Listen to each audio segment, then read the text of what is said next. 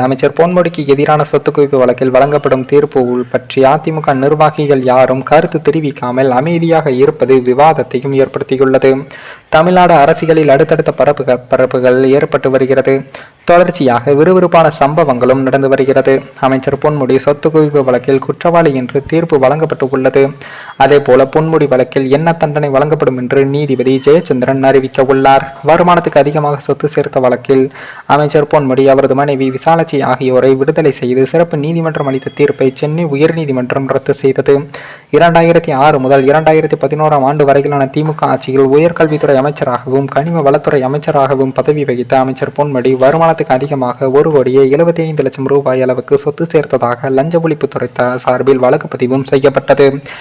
இந்த வழக்கை விசாரித்த விழுப்புரம் மாவட்ட சிறப்பு நீதிமன்றத்தில் வழக்கில் குற்றம் சாட்டப்பட்ட பொன்முடி மற்றும் அவரது மனைவி விசாலாட்சி மீதான குற்றச்சாட்டுகள் நிரூபிக்கப்படவில்லை என்று கூறி இருவரையும் விடுதலை செய்து 2016 ஆண்டு தீர்ப்பளித்தது.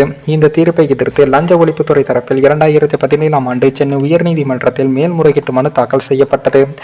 இந்த வழக்கை நீதிபதி ஜி. ஜெயச்சந்திரன் விசாரித்தார். நீதிபதி ஜி. ஜெயச்சந்திரன் அவர்கள் லஞ்ச ஒழிப்பு தரப்பில் இந்த வழக்கில் வருமான வரி கணக்குகள், சொத்து விவரங்கள், வங்கி கணக்கு விவரங்கள் உட்பட 39 சாட்சிகளிடம் லஞ்ச ஒழிப்புத்துறை மேற்கொண்ட புலன் விசாரணையின் ஆதாரங்களை லஞ்ச ஒழிப்புத்துறை தரப்பு வழக்கறிஞர் பாவு முத்துமீரான் குறிப்பிட்டார்.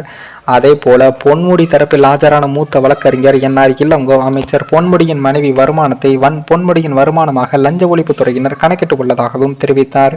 மேலும் பொன்முடியின் மனைவிக்கு சொந்தமாக 110 ஏக்கர் விவசாய நிலம் உள்ளதாகவும் தனியாக வர்த்தகம் செய்வதாகவும் இவற்றை புலன் விசாரணை அதிகாரி கணக்கில் எடுத்துக்கொள்ளவில்லை என்றும் வாதிட்டார்.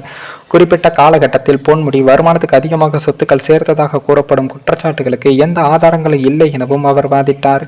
இருதரப்பு வழக்குகளிலும் வாதங்கள் நிறைவடைந்து நவம்பர் 27 எழுத்துப்பூர்வமான வாதங்கள் தாக்கல் செய்யப்பட்டு தீர்ப்பு தள்ளி வைக்கப்பட்டது.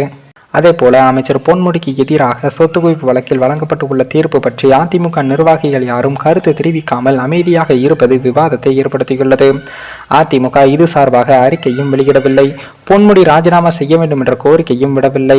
ஆளும் திமுகவை பற்றி எடப்பாடி எதுவும் விமர்சனம் செய்யவில்லை. அதே போல டாப் அமைச்சர் ஒருவருக்கு எதிராக தீர்ப்பு கொடுக்கப்பட்டு உள்ளது. ஆனாலும் அதிமுக இதை பற்றி எதுவும் சொல்லவில்லை. தொடர்ந்து பொன்முடி விவகாரத்தில் அதிமுக மௌனம் காத்து வருகிறது. அதிமுக தற்போது பாஜகவுடன் கூட்டணி இல்லை. அப்படி இருக்க அதிமுகவிற்கு இதே நிலை வரலாம்.